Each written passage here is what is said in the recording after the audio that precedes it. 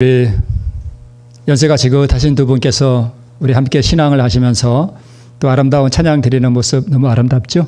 네, 우리 하나님께서 기뻐 받으실 줄 믿습니다. 오늘 말씀의 제목은 우리 세천사의 기별을 계속 연결해서 우리 하나님의 계명을 지키는 자라고 하는 제목으로 함께 말씀 나누겠습니다.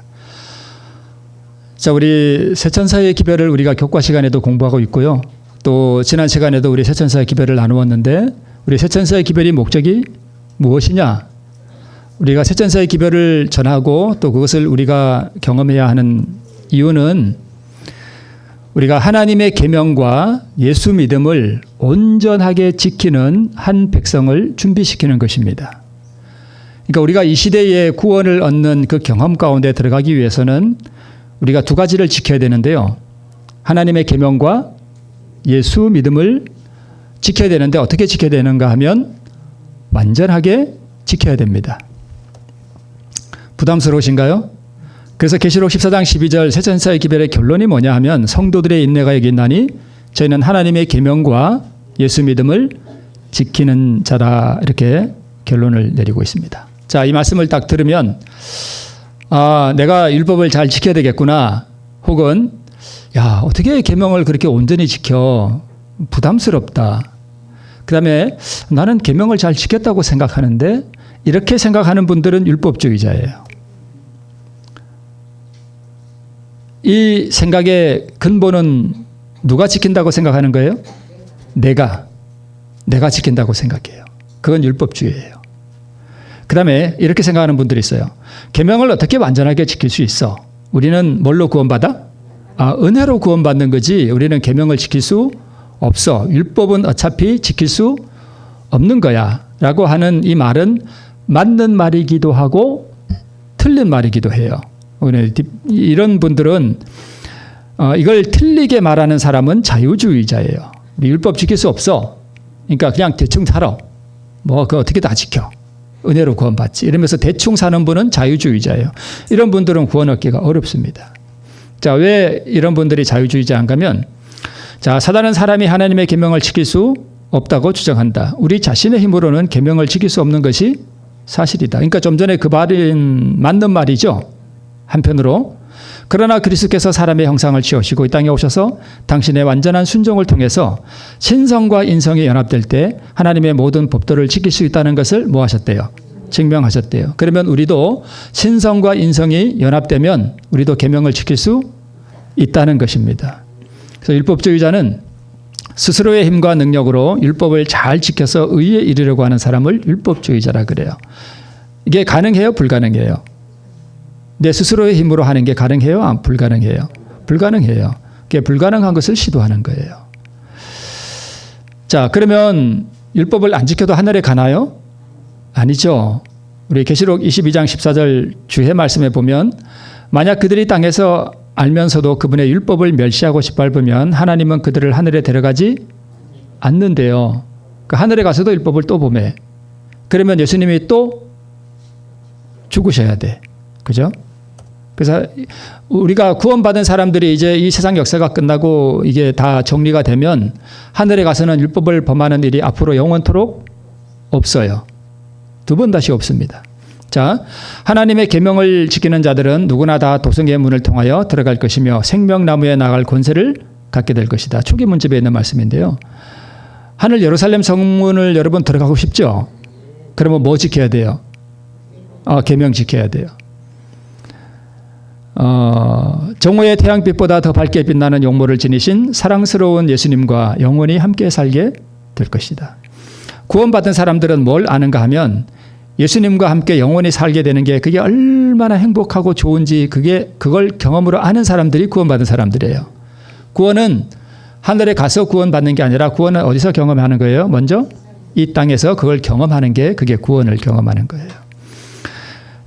실물교훈에 보면 그런데 예수님이 바로 구원 문제가 하나님의 계명을 지키는 여부에 달렸다라고 말씀하셨대요.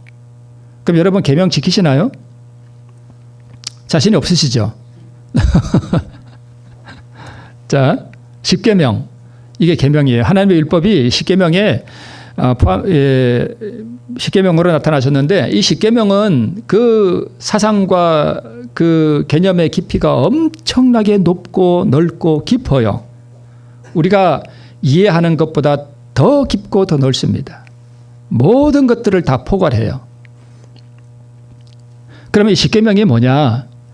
이 십계명은 하나님의 흠없는 품성을 십계명 가운데 나타내셨어요. 그래서 십계명은 뭘 나타내는가 하면 하나님의 의를 나타내요. 성품이 곧 의거든요. 그래서 하나님의 의는 하나님 자신 안에 있는 거죠. 그건 십계명의 원본이고요. 모세를 통하여 우리에게 주신 이 십계명은 예수님 하나님 안에 있는 그 하나님의 의의 사본이에요. 복사물이에요. 복사물. 이해가 되시죠? 그래서 이 십계명과 그 하나님의 의의 본질은 하나님을 사랑하고 이웃을 내 몸처럼 사랑하는 것. 우리 교독에서 읽었듯이 그래서 하나님을 사랑하고 이웃을 사랑하는 사람은 율법을 온전히 뭐한 사람이다? 이룬 사람이다. 이렇게 말씀하는 것입니다. 그렇게 한 사람들이 하늘나라에 가는 거예요. 그래서 예수님도 마가복음 12장 31절에 계명은 두 가지다. 결국 하나님 사랑하고 이웃을 내 몸처럼 사랑하는 것이다. 이에서 더 큰 계명이 없다라고 말씀하셨던 것입니다. 그러면 우리 앞에서 이미 보셨겠지만 우리가 계명을 지킬 수 있습니까? 우리가 계명을 지킬 수 있는가? 내 이웃이 내 몸처럼 사랑이 되나요, 여러분? 잘 안 되죠. 네, 우리 안교 시간에도 잠깐 간증이 나왔습니다만은 이건 총이 아니라 이거는 진짜 미사일을 갖다 퍼부어버리고 싶은 그게 근데 그게 사랑이 되냐 말이에요, 그죠? 이것은 불가능한 것입니다. 자, 그러면 우리가 계명을 지킬 수 없는데 그러면 예수님이 왜 오셨는가를 우리가 좀 이해해 볼 필요가 있어요. 예수님이 이 땅에 오신 사명이 뭐냐? 이걸 우리가 분명히 좀 이해할 필요가 있습니다. 이런 것들은 참 중요한 거예요. 예수님의 사명이 뭐냐? 뭘 이루기 위해 오셨어요? 의를 이루기 위해 오셨어요. 자, 우리는 이제 율법을 범함으로 우리는 다 죽었어요. 그러면 율법이 우리에게 너 살려면 뭐 가져와라? 의를 가져와라 그러는데 우리는 그걸 만들어낼 수도 없고 이룰 수도 없어요. 그러니까 누군가가 와서 이걸 뭐 해줘야 돼요? 이루어줘야 돼요. 만들어줘야 돼요. 그래서 예수님은 뭘 이루러 오셨는가 하면 의를 이루기 위해서 오셨어요. 그 의를 이루는 방법이 뭐냐 하면 계명에 온전하게 뭐 하신 거? 순종하심으로 그 의를 이루셨어요. 그러면 그 계명에 온전히 순종하는 게 뭐냐? 하나님을 사랑하고 이웃을 우리를 너무너무 사랑하셨어요.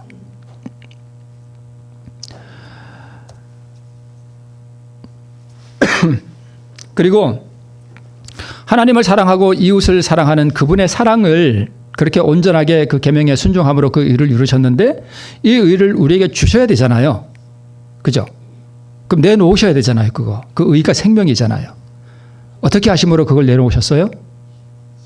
죽으심으로. 오늘 교과에도 나왔죠. 창조주가 십자가에 달리심으로 그것을 우리에게 주시는 것입니다. 이게 그리스도의 사명이에요. 그러면 예수님께서 왜 이렇게 하러 오셨는가?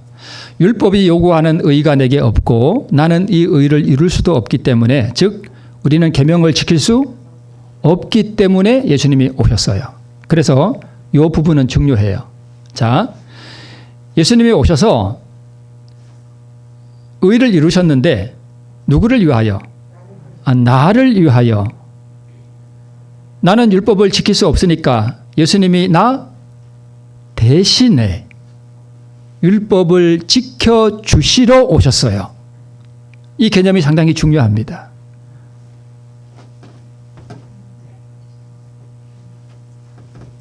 자, 예수님이 이 땅에 오신 목적은 계명을 지키러 오셨는데 의를 이루러 오셨는데 누구를 위하여? 나를 위하여. 나는 지킬 수 없으니까 나 대신에 율법을 지켜주시러 오셨고 그 의를 이루셨어요. 그리고 그 의를 원하는 자에게 뭘로 주신대요? 선물로 주셔요. 제가 계속 이런 개념을 반복합니다. 원하는 자에게 선물로 주셔요. 이 의를 받으면 뭐가 돼요? 의인이 돼요. 자, 의가 내 안에 들어왔어. 그러면 내가 뭐가 돼요? 의인이 되는 거죠. 그죠? 이 의가 자연스럽게 밖으로 흘러나가는 것을 뭐라고 표현한대요? 계명을 지킨다라고 표현해요.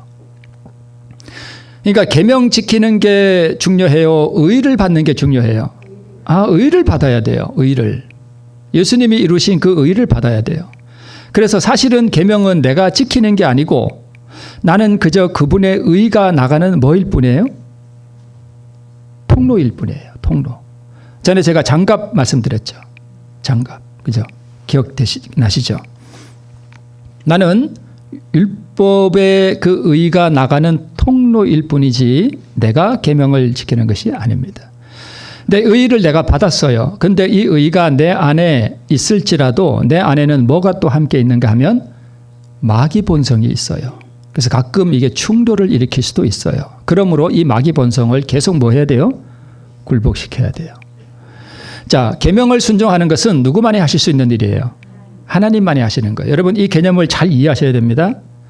계명은 누구만이 지킬 수 있다고요? 이거 하나님만 하시는 거예요.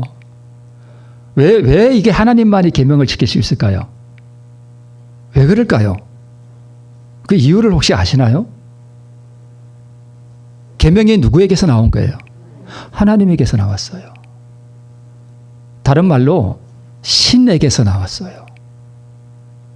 그러면 영원히 무한하시고 전능하신 분의 그 안에서 그분과 동일한 품성이 밖으로 표현되어 나왔는데, 그러면 영원하신 하나님, 무한하신 하나님에게서 나온 것은 누구만이 지킬 수 있어요?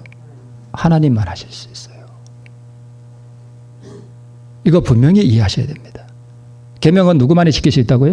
하나님만 지킬 수 있어요. 그래서 우리가 뭘 받아야 되는 거예요? 성령 받아야 되는 거예요. 성령. 자, 피조물이 하나님의 계명을 지킬 수 있다고 하는 것은 그 피조물 안에 뭐가 거하기 때문에? 하나님의 영이 거하기 때문에 가능한 거예요. 하나님만이 지킬 수 있는 계명이죠. 그러면 하나님만이 지킬 수 있는 그 계명을 지키려면 누가 내 안에 들어와야 돼요? 하나님이 들어오셔야 돼요. 아담은 창조함을 받을 때 이 아담 안에 뭘 하나님께서 넣어주셨는가 하면 그분의 성품, 그분의 영을 넣어주셨어요. 그런데 선악과를 딱 먹는 순간 그 영이 빠져나갔어요. 그러면 계명 지킬 수 있어요? 없어요? 못 지켜요. 그래서 여러분 성령 받기를 간절히 구하시고 성령을 정말 간절하게 구하셔야 돼요. 성령께서 역사하지 않으면 우리 회개도 할 수 없고 믿음도 가질 수 없고 그 무엇도 우리가 할 수 없습니다. 자, 아담이 타락하고 하나님의 영이 떠나고 사단의 영이 아담 안에 들어왔기 때문에 뭐가 왔어요? 사망이 왔고, 그래서 아담과 모든 인류는 그 이후부터 자기 힘으로 계명을 지킬 수 없게 된 거예요. 이해가 되시죠? 계명은 누구만 지킬 수 있다고요? 하나님만 지킬 수 있는 거예요. 내가 진짜 내가 계명을 지켰다 하는 이야기는 내 안에 누가 들어오셨다는 얘기예요? 하나님이 들어오셨다는 얘기예요. 그러니까 하나님이 내 안에서 그분의 계명을 지키는 거예요. 이렇게 우리가 이해하시면 되겠습니다. 자, 율법이 요구하는 의를 내가 이룰 수 있다면 나는 살 수 있죠. 왜요? 의만 있으면 사니까. 그것을 이루면 율법이 나를 의롭다고 선언하기 때문에 우리는 죽음의 정죄에서 벗어날 수 있습니다. 그래서 성령께서 내게 능력 주셔서 내가 율법을 지킬 수 있다면 예수님께서 굳이 이 땅에 오셔서 의를 이루실 필요가 없어요. 그냥 성령 주시면 돼요. 그죠? 그렇죠. 십자가에서 희생하실 이유도 없어요. 그래서 우리가 율법을 지키는 것은 성령이 내 안에 오셔서 그분이 그냥 율법을 지키는 게 아니고 성령은 내 안에 오셔서 내가 참으로 죄인 되었다고 하는 사실을 깊이 깨닫게 하시고 절망하게 하시고 그리스도의 그 이루신 의가 없다면 나는 영원한 사망을 당할 수밖에 없다는 사실을 깊이 깨닫게 하시고 우리로 하여금 그 의를 사모하게 하고 그 의를 받을 수 있도록 우리를 예수님께로 인도하시는 분이 성령 하나님이세요. 그렇게 안 하면 우리는 그 무엇도 할 수가 없습니다. 여러분 안식일 지킬 수 있습니까? 이렇게 물어보시면 여러분 속으로 안식일 지킬 수 있지 이렇게 대답하시죠. 제가 방금 말씀드렸죠. 계명은 누구만 지킬 수 있다고요? 하나님만 지킬 수 있어요. 안식일은 누구만이 지킬 수 있는 거예요? 하나님만 지킬 수 있는 거예요. 이 개념을 여러분 이해하시나요? 안식일은 하나님만이 지킬 수 있다니까요. 그런데 하나님께서 출애굽했을 때 이스라엘 백성들에게 뭘 지키라고 말씀하셨어요? 안식일 지키라고 말씀하셨어요. 안식일은 누구만 지킬 수 있는데 하나님만 지킬 수 있는데 우리 보고 지키래요. 그게 무슨 뜻일까요? 자, 어떤 사람이 이제 생일이 5월 13일이라고 합시다. 오늘이 5월 13일이죠. 오늘이 이제 예를 들어서 내 생일이야. 그러면 오늘이 내 생일이라는 의미는 탄생의 기념일이죠. 내가 오늘 태어난 기념일이죠. 그러면 5월 13일이 내 탄생의 기념일이 되기 위해서는 아주 중요한 조건 하나를 만족시켜야 돼요. 그 조건이 뭘까요?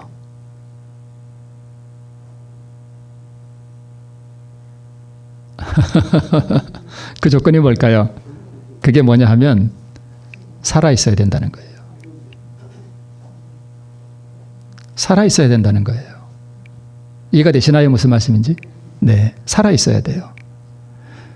그래서 하나님께서 출애굽기 20장에 보면 내가 천지를 창조했다. 그래서 안식일을 너에게 주어서 기념일이 되게 했다. 이렇게 말씀하셨죠. 그러면 안식일은 우리의 뭐예요? 생일이에요. 안식일이 사실 우리 생일이에요. 맞아요? 맞아요. 안식일이 우리 생일이라고요. 그래서 창조의 기념일이잖아요. 내가 창조됐다는 얘기는 하나님께로부터 내가 뭐 받았다는 얘기예요? 생명 받았다는 얘기예요. 그래서 안식일은 우리의 생일이에요. 그러면 이 안식일이 우리의 창조의 기념일이 되기 위해서는 아주 중요한 조건 하나를 우리가 만족시켜야 돼요. 그게 뭘까요? 생명이에요. 생명이 있어야 돼요. 내가 살아 있어야 돼요. 이해가 되시나요? 네. 그런데 하나님 입장에서 아담을 창조하시고 안식일을 창조의 기념일이다. 우리 기념하자 그랬는데 아담이 선악과 먹고 뭐 했어요? 죽었어요. 아담이 죽는 순간 안식일은 의미가 있습니까? 없습니까? 없어요. 안식일은 깨진 안식일이에요. 오늘이 5월 13일인데 생일인 5월 13일이 생일인 내 자식이 하나 있었는데 이 아이가 그만 죽어버렸어. 그러면 해마다 5월 13일이 돌아올 때 그건 기념일이 아니라 가장 슬픈 날일 뿐이에요. 그래서 예수님께서 안식일을 이 땅에서 회복시키러 오셨는데 어떻게 안식일을 회복시키는가? 우리에게 다시 뭘 주심으로? 의와 생명을 주심으로 이 안식일을 회복시키시는 거예요. 그래서 안식일을 지켜라 하는 이야기는 내가 너에게 의와 생명을 주겠다. 이걸 뭐 하라? 받아라 하는 얘기예요. 그러면 너는 뭘 누릴 수 있다? 안식을 다시 누릴 수 있다. 그거예요. 아담은 선악과 먹고 그날 죽었어요. 먹는 그날 죽은 거예요. 930년 후에 죽은 게 절대 아니에요. 그거는 그냥 이 몸이 죽은 거지. 아담에게 하나님께서 넣어주셨던 그 하나님의 영이 그 의가 빠져나가는 순간 아담은 뭐 한 거예요? 이미 죽은 거예요. 그래서 이제 제가 태어났어요. 아담 안에서. 그런데 나는 뭐 한 채로 태어났어요? 죽은 채로 태어났어. 생명이 없어요. 우리가 지금 살고 있는 이 육신의 생명은 진짜 생명이 아닙니다. 근데 교회를 다녔어. 그런데 회심하고 거듭난 적이 없어. 그럼 생명이 없는 거죠. 그럼 생명이 없는데 안식일이 기념일이 될까요? 안 돼요. 기념일이 안 돼요. 그래서 생명과 쉼을 잃어버렸죠. 아담이 죽는 날. 그래서 창세기 3장에 보면 내가 수고하고 자식을 낳을 것이며 여자에게 잉태하는 고통을 크게 더하고 그 다음에 남자에게는 너는 종신토록 뭐 하여야? 수고해야. 자, 안식일이 그 안식이 아담이 범죄하는 순간 그 안식을 뭐 해버린 거예요? 잃어버렸어요. 그러니까 그 다음부터는 뭐 해야 돼요? 얼굴에 뭐가 흘러야 돼요? 땀을 흘려야 먹고 살아. 안식일이 깨진 게 맞나요? 맞아요. 안식이 깨져버렸어요. 그리고 사망이 왔죠. 그러니까 너는 흙이니 흙으로 돌아가라. 그러니까 여기서 이 창세기 3장 16절로 19절에 있는 이 말씀이 의미하는 것은 아담이 죽는 순간 우리 모든 인류는 뭘 잃어버렸다? 안식일을 잃어버렸다. 안식을 잃어버렸다. 그 다음에 또 하나 생명을 잃어버렸다. 그거예요. 그러니까 예수님께서 이 땅에 오신 이유는 그 의, 그것을 이루어서 우리에게 주심으로 말미암아 그 의와 생명을 우리에게 다시 주시기 위해 오셨다는 것입니다. 그래서 하나님께서는 안식일에 너무나 중요한 의미를 하나 더 부여하셨어요. 구약 성경에 십계명이 몇 번 나오죠? 2번 나오죠. 하나는 출애굽기 20장에, 하나는 신명기 5장에 나와요. 출애굽기 20장은 하나님이 창조하셨으니까 안식일 지켜라. 신명기 5장은요. 내가 너를 구원했다는 거예요. 애굽에서 구원했으니까 안식일을 지켜라 이거예요. 그러니까 창조했으면 범죄하지 않았으면 그걸 하나로 족한데 죽었어요. 그러면 그 죽음의 상태에서 다시 뭐 해야 돼요? 구해내야 돼요. 즉 생명을 다시 주어야 되는 거예요. 그죠? 그래서 안식일의 이 의미를 하나님께서 하나 더 주신 것입니다. 그래서 출애굽기 20장의 안식일은 창조의 기념일이었고 근데 이것이 죽음으로 끝나버렸고요. 이 창조의 기념일이 깨져버렸고요. 그 의미를 다 상실해버렸어요. 죽었기 때문에. 생일이 의미가 없는 거예요. 그래서 신명기 5장에서 다시 이 생명을 잃어버리고 의를 잃어버리고 안식을 잃어버린 이 인간들을 구원함으로 말미암은 그 구원의 기념일이 되도록 하나님께서 의미를 하나 더 주셨다는 것입니다. 그래서 생명을 다시 주면 죽음에서 부활하죠. 그래서 부활의 기념일이에요. 우리 많은 개신교인들이요, 부활의 기념일이 일요일이라 그러는데 천만의 말씀이에요.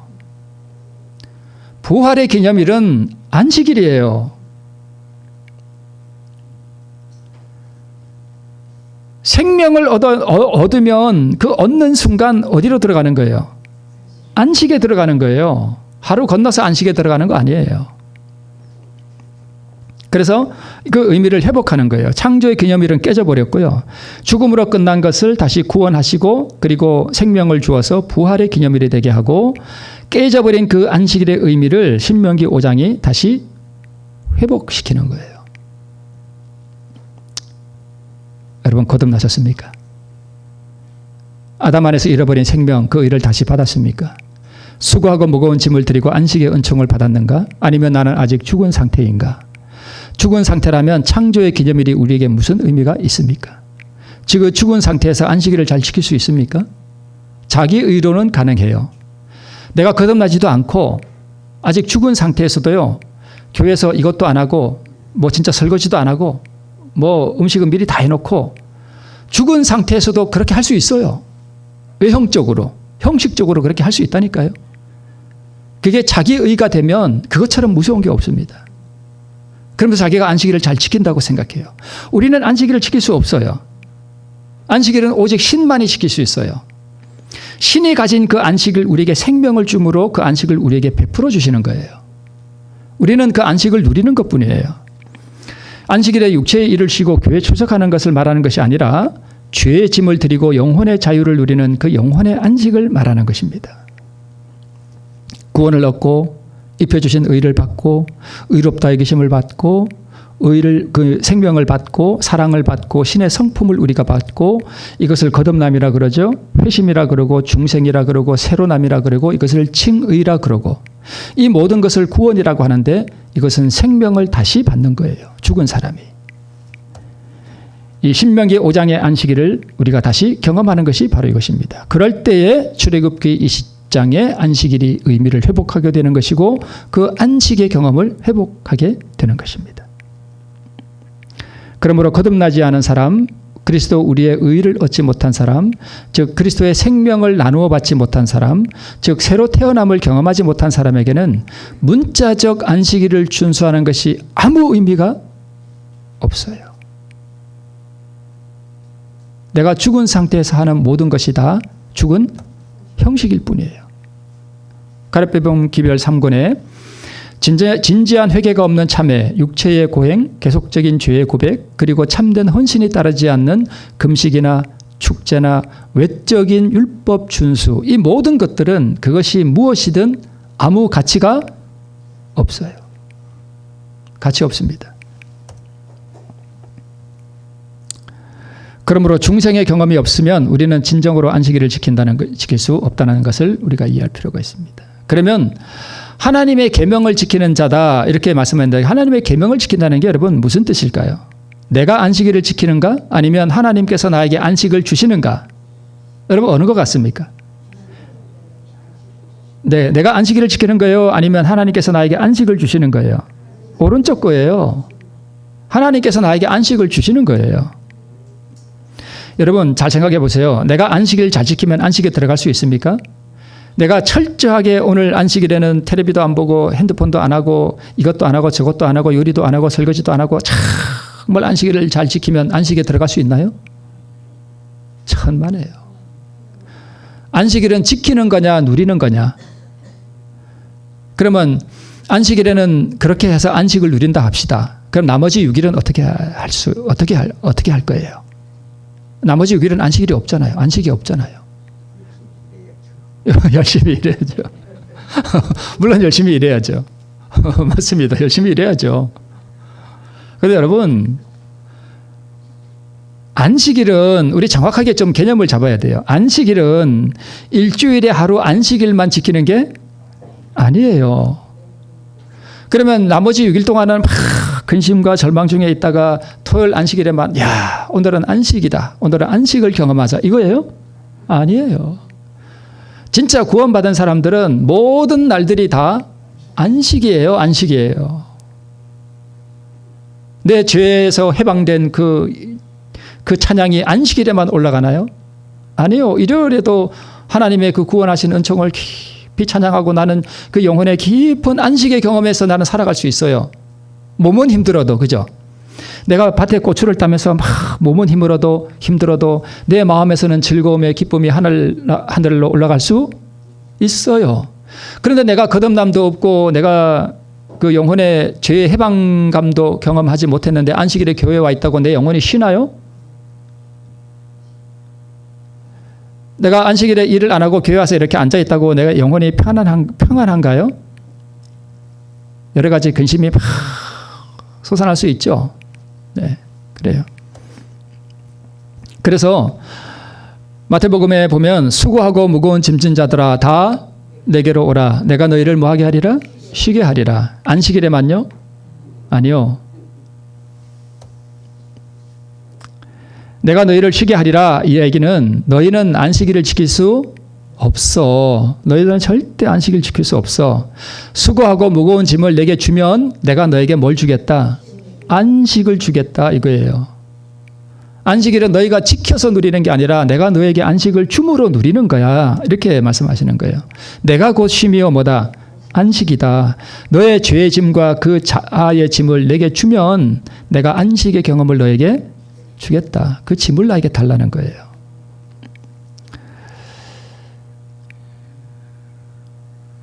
삶의 무거운 짐을 많이 지고 있는 사람이 구원 얻기가 더 쉽습니다. 시련과 고난이 여러분 삶 가운데 있습니까? 시련과 고난과 실패와 절망의 그늘에 있는 사람이 구원 얻기가 더 쉽습니다. 사망의 그늘에 덮여온 사람이 구원 얻기가 더 쉽습니다. 신약 성경에 예수님께 나와서 구원 얻은 사람들, 구약 성경에 나아만 같이 이 구원을 얻은 사람들의 그 면면을 한번 살펴보세요. 삶에 무거운 짐이 있던 사람들이죠. 많은 내가 헌신을 하고 음식 개혁도 하고 안식일 개혁도 하고 계명 준수에 열심인 사람은 더욱 조심해야 됩니다. 그리스도의 의를 통하지 않고 자기 의로 하는 경우가 상당히 많아요. 가장 뚫기 어려운 자기 의의 갑주에 쌓인 사람처럼 절망적인 사람이 없습니다. 이거 깨버려야 돼요. 우리가 계명을 지킬 수 없다는 사실을 뼈저리게 알아야 돼요. 오직 그리스도의 의만이 나에게 모든 것이라고 하는 것을 뼈저리게 느껴야 돼요. 그래서 가랴법문 기별 1권에 보면 그리스도가 없이 인간이 할 수 있는 모든 것은 이기심으로 부패해진 것과 죄뿐이다.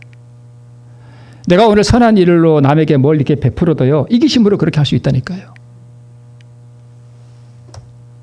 내가 안식일을 지키는가? 하나님께서 나에게 안식을 주시는가? 이걸 조금 바꿔보면 내가 계명을 지키는가? 아니면 예수께서 완전하게 계명을 지키신 그 순종을 나에게 전가시켜 주시는가? 어느 게 맞는 것 같아요? 이제 답을 아시겠죠? 네, 오른쪽 거의 답이에요. 내가 계명 지키는 게 아니라 내가 계명 지킬 수 있으면 예수님께서 오실 필요 없죠. 예수께서 완전하게 계명을 지키신 그 순종을 나의 순종으로 전가시켜 주시는 거예요. 제가 일부러 영어까지 넣어놨습니다. 영어 되시는 분은 좀 보시라고.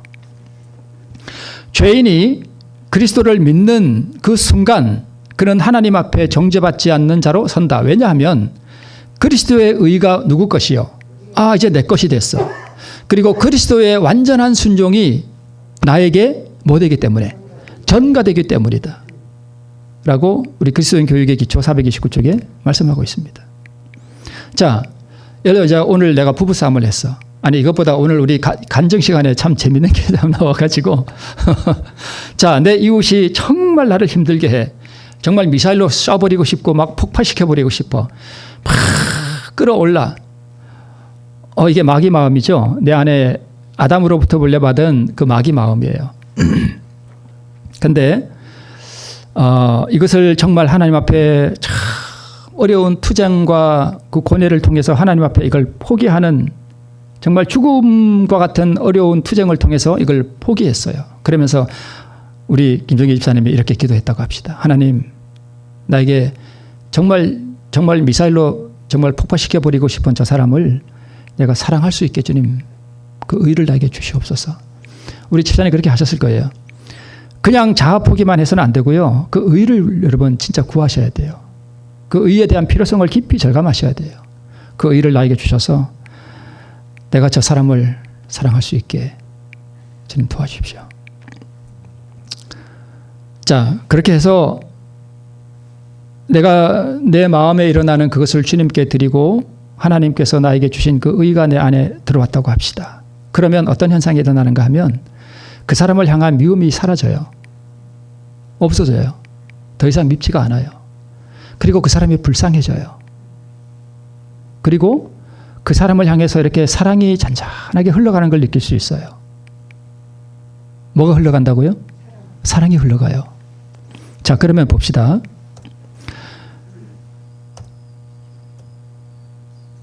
자,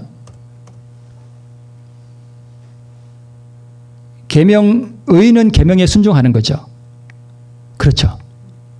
그러면 계명을 지키는 게 뭐예요? 하나님 사랑, 이웃 사랑이죠. 자, 근데 내 자아를 주님께 드리고 그 의를 구했더니 하나님께서 그 기도에 응답해 주셔서 내 마음에 평화와 잔잔한 이 기쁨을 주시고 그 사람을 향한 사랑이 이렇게 흘러나간 걸 내가 느꼈어요. 자, 지금 내게서 뭐가 흘러나간다고요? 사랑이 흘러나가죠. 그게 뭐예요? 의죠. 그게 계명을 지키는 거죠. 그렇죠. 그러면 내가 율법을 지킨 거예요? 아니면 그 의가 누구 거예요? 예수님께서 이루신 그 의를 나에게 지금 그 순간 뭘 시켜주신 거예요? 전가시켜주신 거예요. 그래서 그 의를 받았더니 내 마음의 잔에 그 의가 차올라서 그 의가 이렇게 흘러가. 그런 거죠. 그런 거죠. 그러면 내가 율법 지킨 거예요? 아니면 그리스도의 완전한 순종의 의를 나에게 전가시켜 주신 거예요? 전가시켜 주신 것이죠. 그러면 내 안에서 나간 사랑은 누구의 사랑이에요? 누구의 의예요? 예수님의 의예요. 그렇죠. 예수님의 의예요. 그러면 그 의를 받는 순간 나는 뭐가 된 거예요? 의인이 된 거죠. 그러니까 구원받기가 아주 간단한 거예요. 쉬운 거예요. 물론 그 과정은 참 투쟁스럽고 어려운 것이지만 그러면 그분이 나에게 주신 그 완전한 순종의 의를 가지고 내가 더 무엇을 하여야 의인이 되나요? 아니죠. 그분이 나에게 내가 전적으로 나를 주님께 바치고 드렸더니 그분이 이루신 그 의를 나에게 주셨어. 그래서 내게서 의가 이렇게 흘러나가고 사랑이 흘러나갔어.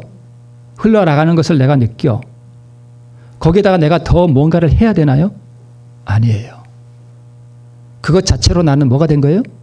의인이 된 거예요. 내가 더 무엇을 해야 되는 게 아니에요.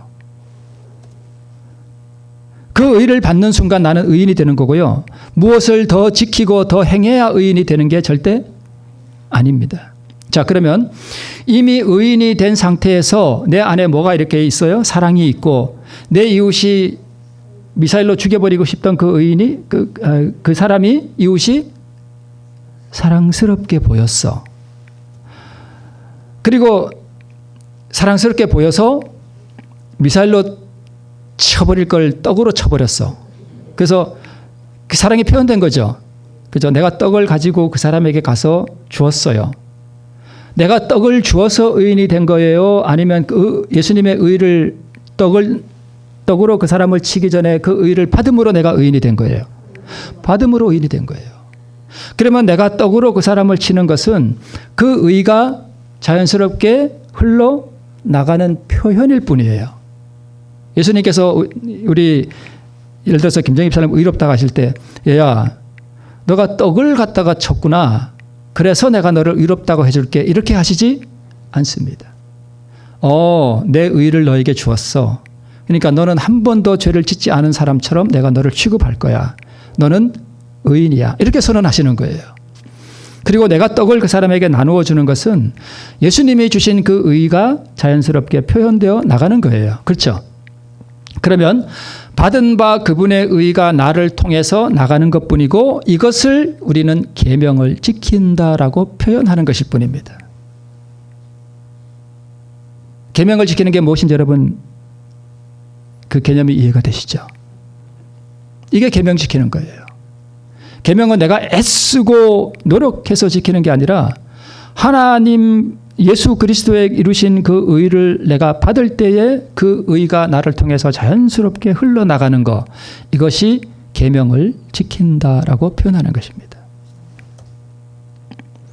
내가 계명을 지키는 것이 아니라 지켜지는 거고요. 내가 하는 일은 그 계명의 의를 받기 위해 그리고 받았다면 그 의가 계속적으로 흘러나갈 수 있게 두 가지죠.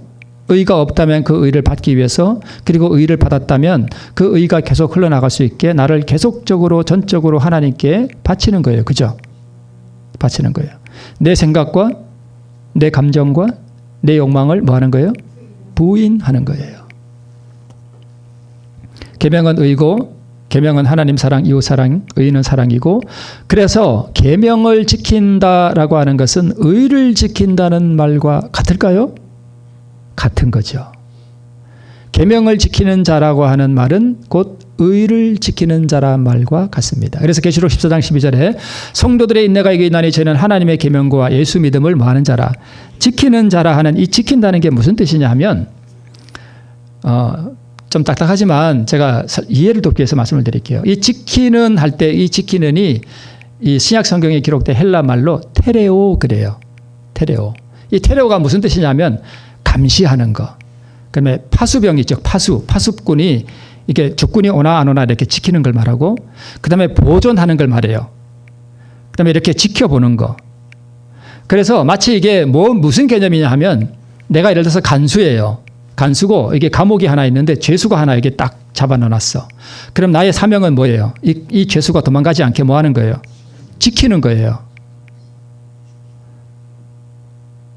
그래서 테레오라고 하는 말에서 헬라어로 테레시스라는 말이 나왔는데 이 테레시스라는 말이 뭐냐면 감옥이라는 말이에요. 지킨다는 말을 내가 해서 안식일 지켜야지. 내가 간음하지 말아야지. 막 이렇게 지키는 게 아니라 도망 못 가게 지켜야 돼요. 그러면 도망 못 가게 지키려면 내 안에 뭐가 있어야 지켜요? 의가 있어야 지켜요. 그래서 너의 가진 것을 잃어버리지 않도록 잘 지키고 보존하라는 뜻이에요. 내 마음에 예를 들어서 내 마음에 의가 딱 받았어. 그러면 이거 참무실을 탁 잠궈놓고 이게 도망가지 않게 잘 뭐해라? 지켜라, 보존해라 이런 뜻이에요. 그러면 이 계명을 지키려면 이 계명의 의가 내한테 먼저 와야 되잖아요. 그죠? 먼저 와야 돼요. 계명을 지키라는 말은 너의 받은 의를 잃지 않도록 유심히 살피고 지키고 보존하라는 뜻입니다. 계속적인 자기 부정과 계속적인 나누어 주시는 의를 받음으로 지키라. 그래서 너무나 많은 이들이 이 계명을 지키라는 말씀을 자신이 무엇을 행해야 한다는 생각, 즉 율법의 행위로 오해하는 경우가 많습니다. 그래서 신불교훈에 우리가 우리 자신을 그리스도께 바칠 때에 우리의 마음은 예수님과 연합되고 우리의 뜻은 그분의 뜻에 합병되어 버리고 우리의 정신은 그분의 정신과 하나 되고 이렇게 돼서 예수님의 생애를 살게 되고 이것이 바로 그분의 의의 옷을 입는다는 의미다. 이렇게 기록된 것이 바로 이 뜻입니다. 칭의죠. 자, 그렇게 될 때에 예수님께서는 이제 그렇게 되면 우리를 보실 때에 무화과 나무 잎으로 엮은 옷이나 죄로 인해 벌거벗고 뒤틀린 우리의 몸은 보지 아니하시고 여호와의 율법을 온전히 순종하심으로 이루신 당신 자신의 의에 두루마기를 보게 된다. 자, 내가 의를 받았어. 내 밉던 이웃이 사랑스러워졌어. 그러면 내가 떡을 가지고 그 사람에게 갖다 줬어. 예수님이 우리를 보실 때에 내가 떡을 갖다 준 그 행위를 보시는 게 아니라 그 행위가 나타나기 전에 그 행위를 촉발시킨 그리스도께서 이루신 그분 자신의 뭘 보신다는 거예요? 의를 보신다는 거예요.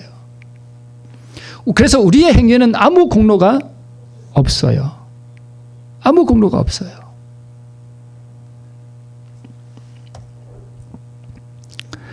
우리가 스스로 계명을 지킬 힘이 없다는 것을 가슴이 시리고 아프도록 우리는 느껴야 됩니다. 그래서 율법주의적으로 계명을 지키려고 많이 노력해봤던 사람이 해보니까 안 되더라. 그래서 그런 사람들이 오히려 이것을 더 알기가 쉽습니다. 그래서 한 사람의 순종하심으로 많은 사람이 의인이 된다. 여러분, 우리가 의인이 되는 게 내가 순종해서 의인이 되는 게 아니라 한 사람이 누구예요, 여기서? 예수님이에요. 예수님의 순종하심으로 이루신 그 의를 받음으로 많은 사람이 의롭게 된다. 그 이야기입니다. 그래서 리뷰 앤드 헤럴드에 우리 활분이 약 2000여 회에 걸쳐서 많은 글들을 기고하셨는데 거기에 우리들에게 공로가 있어서가 아니라 하나님께서 값없이 주신 선물로 그리스도의 의를 우리에게 전가시켜 주셨다는 생각은 실로 어떤 사상이었다고요? 정말 보배로운 사상이었다고요. 이걸 깊이 이해하면 인간이 율법을 지키는 게 지킬 수도 없을 뿐만 아니라 인간이 하는 모든 행위가 하나님 앞에 전혀 무가치하다는 것을 우리가 깊이 이해할 수 있습니다. 제가 다시 영어로 또 한 번 써놨습니다. 죄인이 그리스도를 믿는 그 순간 그는 하나님 앞에 정죄받지 않는 자로 선다. 왜냐하면 그리스도의 의가 그의 것이요 그리스도의 완전한 순종이 그에게 전가되기 때문이다. 그리스도인 교육의 기초 429쪽에 있는 말씀입니다. 자, 여러분, 계명을 지킨다는 게 무슨 뜻인지 여러분 이해가 되시죠? 우리는 계명을 지킬 수 없습니다. 계명은 누구만이 지킬 수 있는 거라고요? 하나님만이 지킬 수 있는 게 계명이에요. 그럼 우리가 계명을 지키려면 누가 오셔야 돼요? 성령께서 우리에게 오셔서 그분이 나를 수술을 하셔서 내 가슴을 열고 내 안에다가 예수님이 이루신 그 의를 딱 집어넣어 주시는 분이 성령 하나님이세요. 내가 뭐만 하면, 허락만 하면. 우리 아침에 간증하신 우리 집사님의 가슴 속에서 올라왔던 그 생각은 누구의 생각일까요? 성령 하나님의 생각이죠. 그렇죠. 성령 하나님의 생각이죠. 자, 우리 마지막 컷입니다. 여러분, 계명을 지키고 있습니까? 만약 내가 계명을 지키고 있다면 하늘에서 잔잔하게 내려오는 내게 뭘 느낄 수 있는가 하면 평화가 있습니다. 평화가 있어요. 더 이상 미움 때문에 막 속 끓고 근심하고 그러지 않습니다. 모든 것을 하나님께 맡기고 나는 나를 내려놨기 때문에 누가 나를 좀 서운하게 해도 그런 것 때문에 내가 괜히 막 이렇게 속이 끓고 그러지 않아요. 누가 좀 나를 무시해도 그런 것이 나를 힘들게 하지 않습니다. 왜요? 나를 이미 뭐 했기 때문에? 버렸기 때문에. 누가 내 자존심을 좀 밟아도 그런 거 가지고 내가 막 그렇게 하지 않습니다.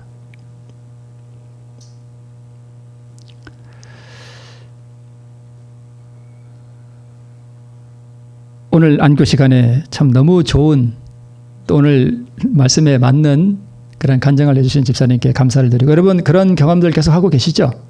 네. 끊임없이 근데 여러분 이제 제가 부가적으로 조금만 더 말씀을 드리면 집사님이 이제 그런 경험을 하셨더라도 또 올라올 수 있습니다. 네, 순간 또 올라와요.